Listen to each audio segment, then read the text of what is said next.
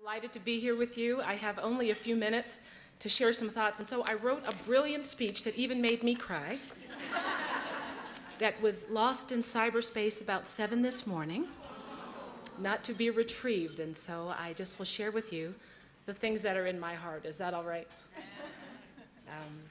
Yesterday, in a session, I heard K. Rita Anderson voice a sentiment that I think many of us feel. She said, "Listen, I'm not going to quit. I'm in this for the long haul." And I said to myself, in this for the long haul is a commitment indeed. Requires much more of us than what they told you when you interviewed for your job. They tricked you. I hate to, for these new people, oh, I'm so sorry. I need to tell you the truth that being in it for the long haul, for K. Rita made reference to her commitment to continue to fund and be an activist in support of anti-trafficking work, and for us it means a host of things, but it's costly and requires more than they told us in the beginning. I want to just talk to you briefly around this subject of in it to win it, strategies for thriving over the long haul. So on Tuesday, Dorothy Height's indomitable spirit was liberated from her regal and gloriously adorned 98-year-old body. Many who commented on her enduring commitment to racial justice, civil rights, women's rights, and downright right relationship across the scope of humankind used the term tireless when referring to her efforts. But I'm sure that in 70 decades of activism, she got tired. Good and tired. Sick and tired. She must have been tired of struggle when at the tender age of 16, she moved from Virginia and got accepted into Barnard College, only to find out that when her application arrived, the 2 slots for black students that they had already been filled. They wouldn't tolerate 3, and so she had to go to another school.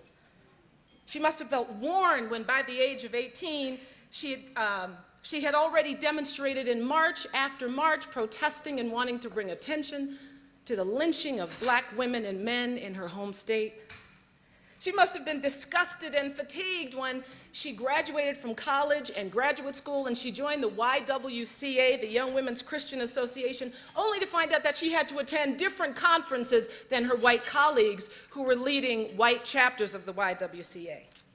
She must have been downright disgusted and fatigued when, after years of organizing and investing in the civil rights movement, her one request that a single woman be allowed to address the demonstrators at the March on Washington was shot down by the boys, our beloved boy in the number of them. So let's be honest, the work of transformation that we are seeking to do, the work that we're talking about here today, the work of investing and influencing and impacting is no easy task. Dorothy worked 70 years on trying to get the world to value women as much as it values men, and the truth is the work is still not done. Our foes are fortified, experienced, and numerous. Those invested in patriarchy are aligned, if nothing else, across racial and class and religious lines. They all agree, keep us down. So those of us who continue her efforts have miles to go before we sleep, so I promise not to stay this discouraging. I'm just setting the stage. So whether or not you felt tricked when they interviewed you to be on the board and they didn't tell you that when you took the ED position, it wasn't this work of investing and changing and transforming was going to require much more than 40 hours a week, probably more like 65. Don't raise your hand. I know your boss is in the room. They didn't tell us that the work of transforming societies and ideologies and realities is painstaking. It's slow to manifest. It's demanding. So superficial change, like that represented by tokenism, is merely tolerably challenging. Hire a bright Latina as your office manager. Put a well-connected Asian woman on your board. No one is too troubled by just 1 or 2. But the real work of transformation requires that we dig deep,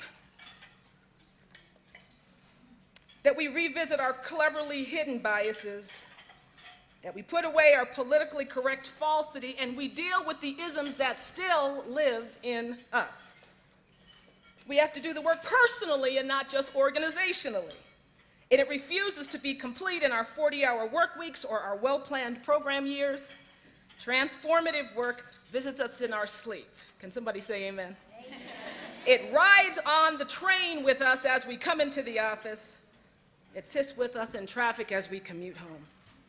It's easier, friends, to walk the walk, to talk the talk than it is to walk the walk. It's simpler and cleaner to claim to be inclusive while retaining biases that keep us from real engagement and real collaboration with each other. When I attended my first board meeting at the Sister Fund in 2000, I was shocked. I had never been in a room with women who had the same agenda, who were so different from each other in my entire life.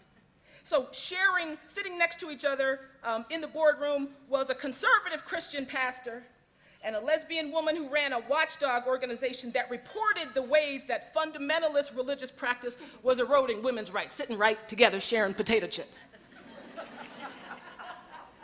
Across from them was, sharing a board term, was a nun and a Jewish activist.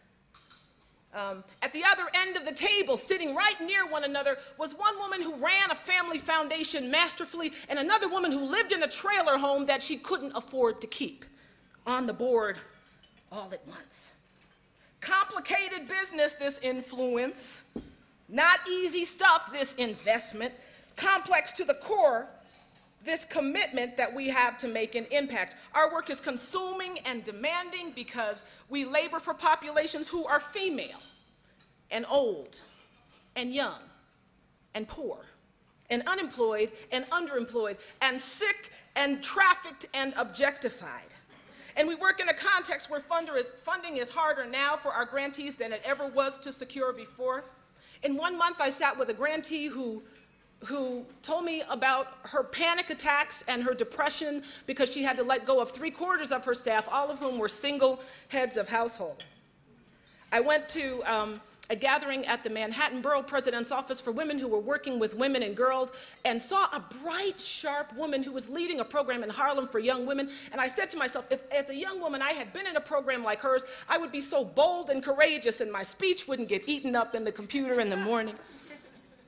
3 months later, I learned that that very woman had committed suicide in her apartment. This isn't easy work and these aren't easy times. But the good news for us today is that we are here together. And the Women's Funding Network, if there is not another organization that brings us glad tidings, it is WFN today. Give yourself a hand for being here.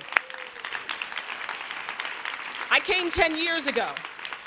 And I remember looking across the ballroom at the first luncheon at the first WFN meeting I attended 10 years ago, and the numbers of brown faces sitting at tables could be counted on one hand. My face was among them. And now there's nearly a brown face at every table, and I'm so grateful. 10 years ago, I went to my first conference, philanthropic conference, and I sat with a well-esteemed man of color and a well-esteemed woman of color in the funding realm, and they picked apart when I confessed my Christianity, my religious belief. Told me the ways in which it wouldn't allow me to be a real activist. And today we have collaborations across sectors, secular and faith-based. If I were going to do a plug for the Virginia Slims commercial, I would tell WFN, Christine Grum and her fine staff, you've come a long way, babies.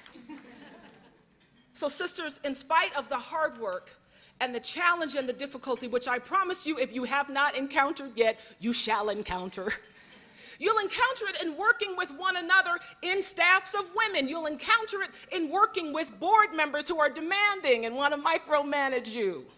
You'll encounter it in trying to raise funds for grantees and work with other grantees. You'll encounter it when you're disappointed because someone that you worked for no longer believes in you, or someone that you tried hard for passed you over when it was time for a promotion. Disappointment is going to come, but there are a few strategies that I think can help us thrive over the long haul. Can you hang in here with me for a few more seconds?